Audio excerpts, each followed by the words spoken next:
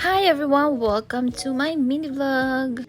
So, tinatry ko ngang mag-vlog everyday pero hindi kaya kasi nga sobrang busy ng schedule ko. As a working mom, madami tayong ganap sa buhay bago umalis ng bahay at pagdating sa bahay. Anyways, gumagawa nga pala ako ng obento ni ate.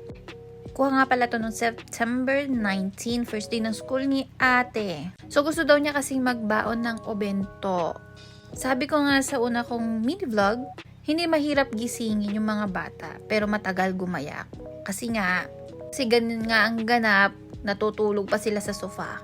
Ito naman, ginagawa ko na yung obento ni ate, and may pa-fruits ang inyong mima, para healthy. And taran! Ayan, tamagoyaki. Ito munang baonan ni Neo yung gamit niya kasi hindi pa kami nakakabili ng kanyang lunch box. And dagdag ulit sa iisipin ko kung anong obento ang gagawin ko. But anyway, mas gusto ko naman na nag-obento siya para alam ko yung kinakain niya. Tsaka first day pa lang naman and soon siya na yung bibili ng pagkain niya. And while waiting sa oras, ayan, nandyan sila sa sofa, naghihintay lang kami ng oras para umalis. And here pala si ate ang kanyang OOTD. By the way, sabay-sabay kami lumabas ng bahay pero magkaiba kami ng way ni ate. And of course, picture is necessary. And after that, alis na si ate dahil baka maiwan siya ng bus. Mag-isa na lang siyang papasok.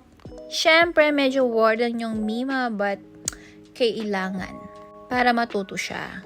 Pero nakaka-excite din naman kasi looking forward sa mga mamimit niya. Kasi yung mga kasama niya sa International Language School is mga foreigner din. And pagkahatid ko sa dalawa, ako naman yung pumasok ng work. Buti na lang maagang nauwi si daddy, kaya yung tatlo na sundo namin. Actually, siya yung sumundo. And here naman si Ate Jessica ulit, yan daw yung signature post niya. Galing kasi kaming Daiso and pinapakita niya sa daddy niya yung mga binili niya. And this is our house aftermath. Dahil nga gabi na, kumain na rin kami sa labas. Yun lang, share ko lang. Bye!